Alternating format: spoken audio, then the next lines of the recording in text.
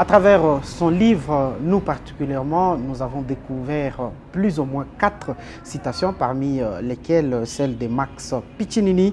Tant que vous ne croyez pas au fond de vous que vous valez plus, vous prendrez des actions qui vous limiteront, mais aussi celle de Sénèque: qui craint la mort ne fera jamais acte d'homme vivant. Celle de Nicolas Sarkozy: le bonheur n'est pas dans l'épreuve évitée, le bonheur est dans l'épreuve surmontée. Et la 4e est celle de Chateaubriand: le cœur de l'homme est comme du fleuve qui tantôt boit une eau pure dans les temps de sérénité, tantôt s'enfle d'une eau bourbeuse. Quand le ciel a troublé les eaux, l'éponge a-t-elle le droit de dire: je croyais qu'il n'y aurait jamais d'orage, que le soleil ne serait jamais brûlant? Alors, je ne sais pas ce que vous aussi, vous allez devoir découvrir à travers non seulement cette émission, mais aussi en lisant ce livre. Il s'appelle tout simplement Arsène Baba Kitoto, que nous avons le plaisir de recevoir sur ces plateaux. Soyez le bienvenu et merci d'accepter notre invitation pour qu'on puisse échanger autour de votre livre, ce livre, Les défis vers le destin.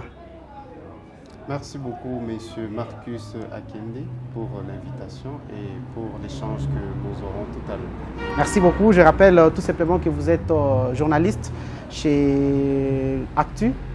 Louchi Actu. Vous êtes aussi licencié en journalisme à l'université de Lubumbashi, présentateur et reporter, écrivain, chercheur indépendant, dissert et orateur. Alors, Les défis vers un destin, c'est le livre qui est le vôtre, publié chez Calure Édition, novembre 2023. C'est votre propre parcours, c'est votre défi vers votre destin, ou c'est d'abord une édification de lecteur de ces livres? C'est un livre qui raconte ma propre vie, pour dire un livre autobiographique. Ce livre porte essentiellement sur mon cursus académique, mes 5 ans d'années universitaires. Et pour votre lecteur? Et pour mon lecteur, je voudrais qu'au travers de mon livre, qu'il soit édifié. Je sais qu'il y en a qui peuvent traverser la même situation que moi. Il y en a qui peuvent mener une vie décente que moi. Et je voudrais, malgré tout, apporter une dose d'édification chez quiconque me lira. Comment est-il facile pour quelqu'un d'avoir une dose d'édification à partir tout simplement de votre histoire? À partir de mon histoire, j'ai dit que je suis le canal de l'univers et le destin peut œuvrer à travers moi comme instrument du changement. C'est comme ça que je considère que tout ce qui m'arrive arrive pour une cause juste et je n'en veux pas aux événements. C'est comme ça que je voudrais appeler mes lecteurs, je voudrais appeler tous ceux qui me connaissent à avoir ce point de vue-là. Et je me dis, puisque tout ce qui m'arrive arrive justement et pour une bonne cause, donc je suis une source d'édification pour mes proches, je suis une source d'édification pour quiconque me lit. Vendu à plusieurs exemplaires depuis le vernissage, qu'est-ce qui fait la vente et la promotion de ces livres, Les défis vers un destin? Il se trouve que les gens considèrent que je mène une vie romanesque, que je mène une vie extraordinaire. C'est comme ça qu'ils sont toujours curieux de savoir ce qui se trouve dedans, l'histoire que je raconte. Et déjà que les témoignages que j'ai reçus jusque-là, c'est que c'est un livre très inspirant. Bien que moi-même, je considère ma vie comme une vie extraordinaire, propre à moi-même.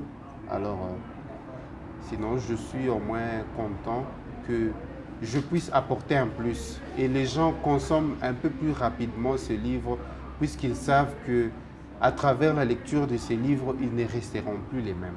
Alors, qu'est-ce que veut ces livres aujourd'hui de plus en plus consommés, de par non seulement votre histoire, comme vous l'aviez dit, académique, qui a été sacrée ou consacrée pratiquement à un type d'homme archétype, hein?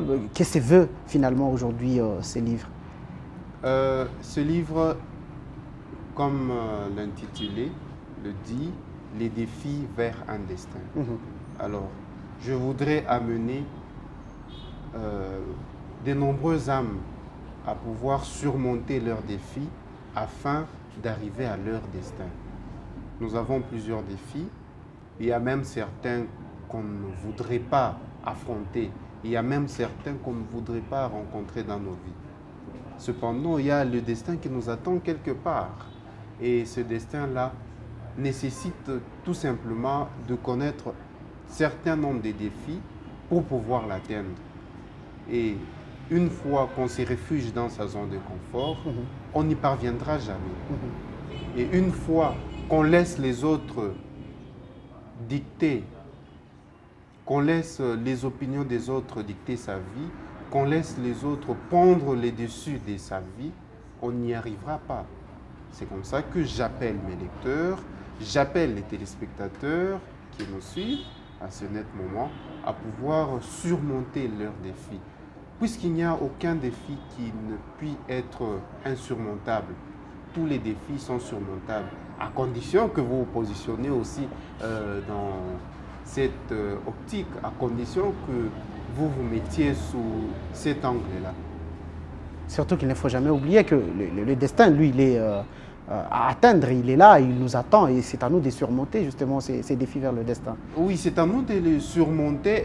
Il faut ne pas non plus oublier que parfois nous pouvons avoir un bon destin, mais puisque nous nous résignons aux défis qui se présentent devant nous, puisque nous ne voulons pas les surmonter, bon, on gâche, on rate son destin.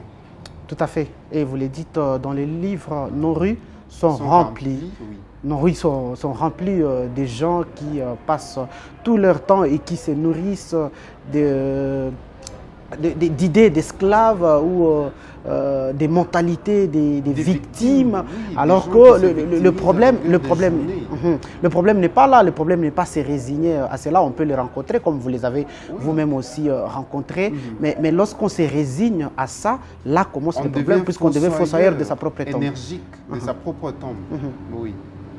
Oui, pourquoi je l'ai dit ainsi, puisque M.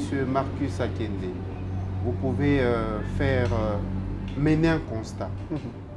Nos rues, de tous les 4 coins du monde, sont remplies de gens qui, du lever au coucher du soleil, fleurissent sur leurs lèvres des multiples jérémiades. Tout à fait.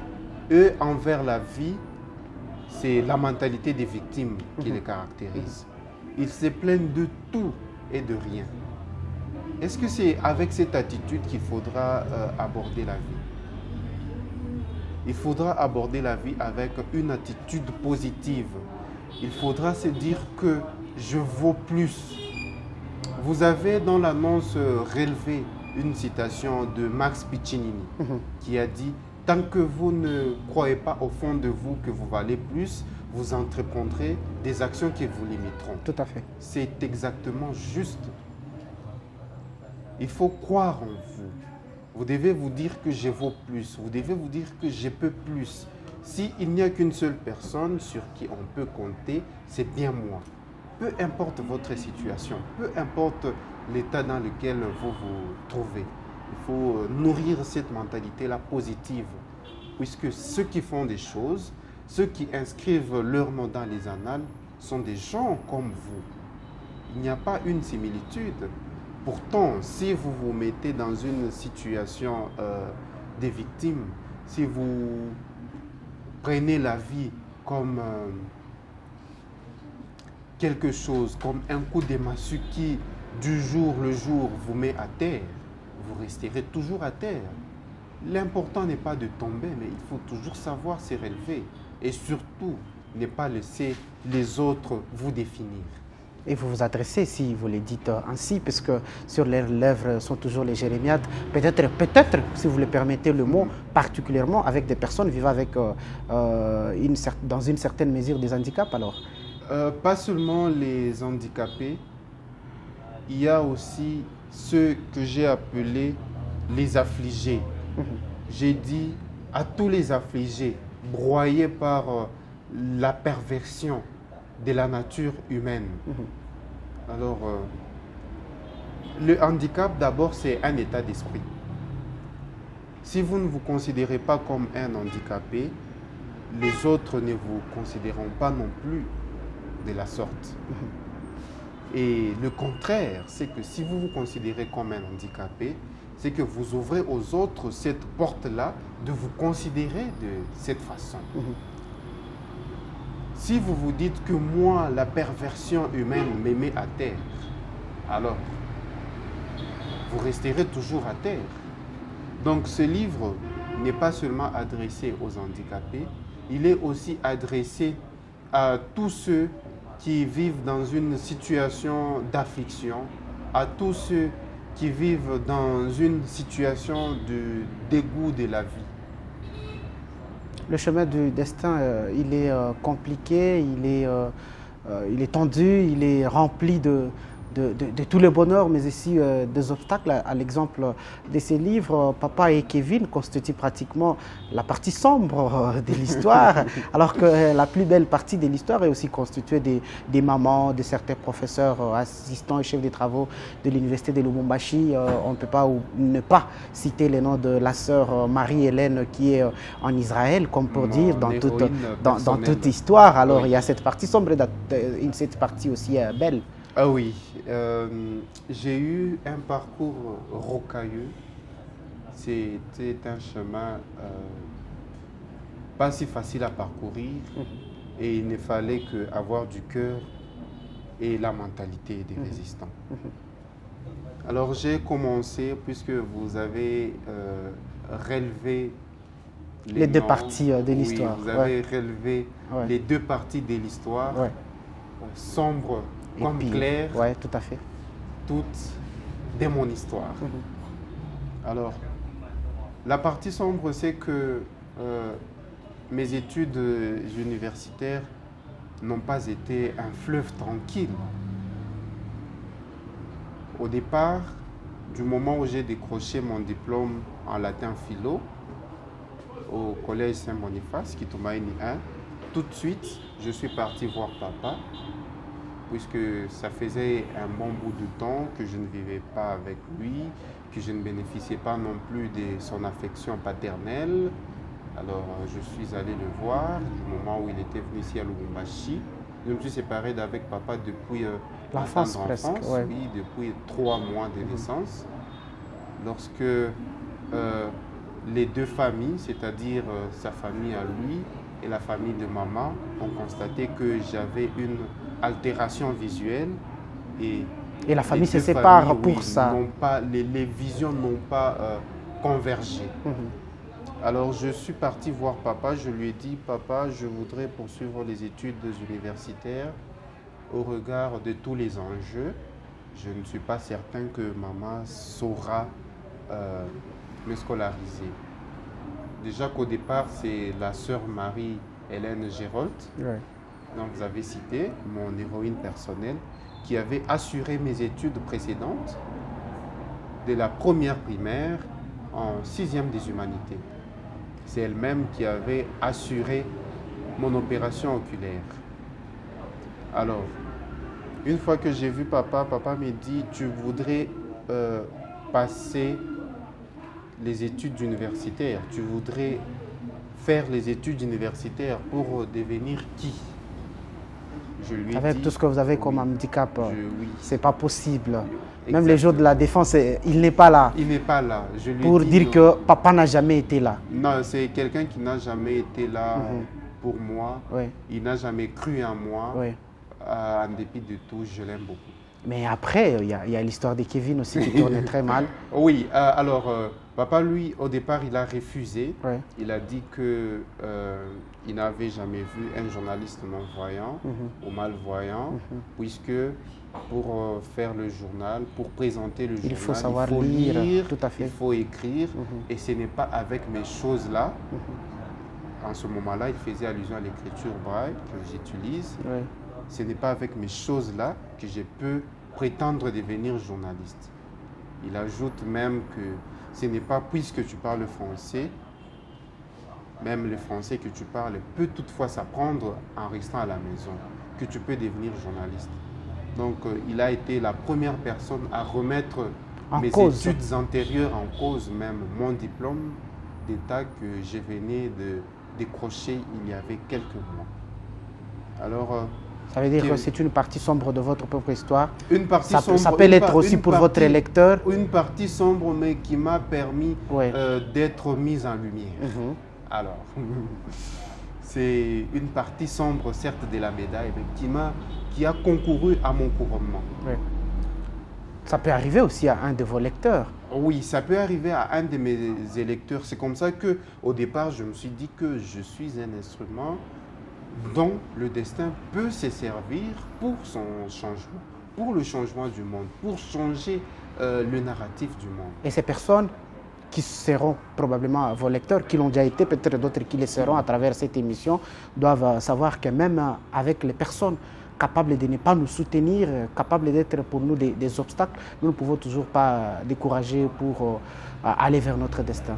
Vous savez, à travers un obstacle, on peut toujours aboutir à un destin. Si même dans la Bible, c'est clair, je ferai de vos ennemis vos marchepieds. Tout à fait. Loin de là, mon papa n'est pas mon ennemi, Kevin non plus.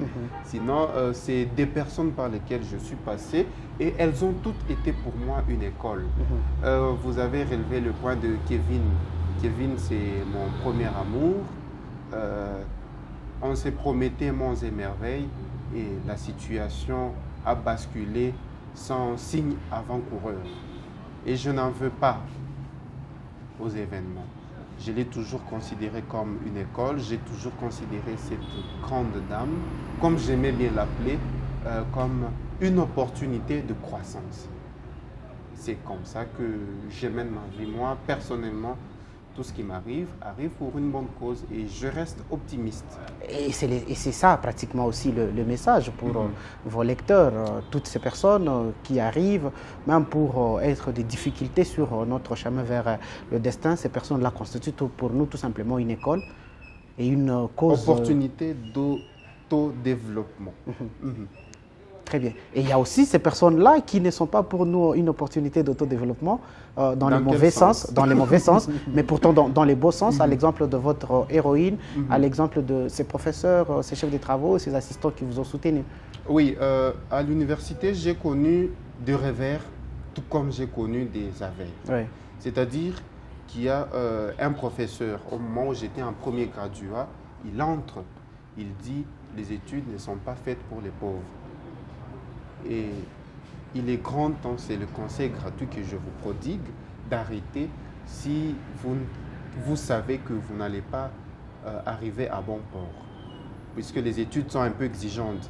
Il vous faudra l'argent pour prendre un petit rien à la pause, il vous faudra l'argent pour vous payer les syllabus, il vous faudra ceci, il vous faudra cela. Alors du coup, j'ai pensé tout de suite à ma mère, la pauvre qui ne vend que des oignons. Les oignons, les aubergines et l'hibiscus et les poivrons à la zone, le célèbre marché de la Kenya. Je me disais, avec tout ce qu'elle fait, comment elle peut parvenir à me scolariser. Et ce jour-là, j'ai été bouleversé. Déjà que j'ai manqué papa, je n'ai pas eu son soutien. Et le professeur, pour qui parfois la parole est loi, vient prononcer ce genre de paroles dans l'auditoire, ça m'avait bouleversé. Et d'autres épisodes tragiques, c'est que il y a des moments où je pouvais passer mes épreuves, l'enseignant vient, puisque le voisin était en train de me dicter le questionnaire, il lui arrache le questionnaire et puis il rate l'examen. Et mon ami rate l'examen. Sur des épisodes... des épisodes vraiment très sombres et qui me bouleversaient à tout moment. Malgré ces choses, le titre du livre il est toujours frappant, les défis vers un destin. On ne peut toujours jamais ignorer qu'on peut accéder à la grandeur, mais aussi devenir totalement différent à une seule condition, garder la tête haute. Même dans les tourmentes. Tout à fait. Et puis garder le cap vers son changement. Oui, moi je considère comme le changement, la grandeur, quelque chose auquel nous tous, vous, Monsieur Marcus, moi, Monsieur Arsène, avons droit. La grandeur n'est pas quelque chose réservé à des tierces personnes. La grandeur est réservée à nous tous. Et nous tous, nous pouvons l'atteindre. Et à une seule condition, que nous le voulions. si nous ne voulons pas, bon, nous contenterons du moindre, nous nous contenterons du minimum. Sinon, il faut toujours chercher à atteindre l'excellence. Et moi, je me suis toujours dit que la grandeur nous appartient tous. L'excellence, nous pouvons tous l'atteindre. Et pour ce faire, on ne doit pas garder nos esprits dans un cadre de pensée exigu. On doit juger aucune difficulté d'insurmontable, etc. Exactement. Nous devons juger toutes les difficultés d'insurmontables. Puisque moi, personnellement, Arsène Baba Kitoto, si j'avais pris la parole de papa pour loi dans ma vie, si j'avais consenti à ce qu'il puisse comprimer mes rêves, si j'avais consenti à ce que ce qu'il a dit là soit vrai, aujourd'hui je ne me retrouverai pas journaliste, je ne me retrouverai pas en train de présenter les journaux, en train de réaliser des reportages, en train même de passer l'émission avec vous. C'est puisque je me suis dit, papa a dit, c'est sa façon de voir les choses. Moi aussi, j'ai ma façon à moi de voir les choses. Heureusement, j'ai eu dans ma vie des héros comme la sœur Hélène Gérold. J'ai eu dans ma vie ma mère, Mangaza. J'ai eu dans ma vie Trésor Masirika. J'ai eu dans ma vie Trésor Bikavu. Et tant d'autres personnes qui ont toujours été là pour moi, qui sur leur emploi de temps très chargé ont su m'accorder le peu de minutes et ont été à chaque moment de mon existence l'étincelle qui faisait briller l'étoile de ma vie. En tout cas, j'ai toujours eu beaucoup d'estime, j'ai toujours eu beaucoup de révérence envers mes héros. Sans eux, je ne pourrais pas exister. Sinon, la vie peut toujours vous mettre à terre. Les stéréotypes, les fables peuvent toujours être valus à votre encontre. Tout ne dépend que de vous. Le destin, vous le détenez entre vos mains.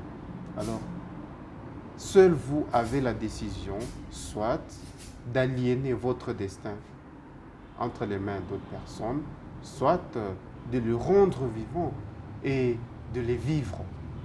Parfait. Ces héros, ils sont vraiment nombreux. On peut citer le chef des travaux Alpha Moana Ngoï. Oui. On peut citer le professeur ordinaire Jean-Marie Dikanga Kazadi. On peut citer le prof Léo Michel Ilunga. En tout cas, un grand merci pour vous. Cette histoire, vous l'aviez dit à la fin du livre, ce n'est pas pour nous faire pleurer, mais c'est pour nous faire grandir et de trouver référence qu'on peut aussi arriver, toutes ces personnes qui n'ont que les jérémiades dessus les lèvres. Exactement, exactement. J'ai écrit ce livre. J'ai toujours eu de grands pincements au cœur, pas dans le mauvais sens. Et sinon, j'ai toujours été renversé lorsque les lecteurs viennent me parvenir de témoignages pour dire que, au cours de la lecture du livre, ils ont versé la larme. Pourtant, moi, je n'ai pas écrit le livre pour cette fin. Moi, je voudrais juste les édifier, les appeler à arriver à quelque chose. Merci. Je suis vraiment soucieux de mes lecteurs et je voudrais les voir arriver à quelque chose. Parfait. Merci beaucoup. Le livre est à retrouver chez Kalur Édition, Les défis vers un destin de Arsène Baba Kitoto, à qui nous disons un grand merci pour nous avoir partagé non seulement le contenu de ces livres, mais aussi ses vécus. Merci beaucoup pour ce temps. Merci beaucoup, Monsieur Marcus Akinde, pour l'invitation. Merci aussi à vous de nous avoir regardés. Au revoir et au prochain numéro.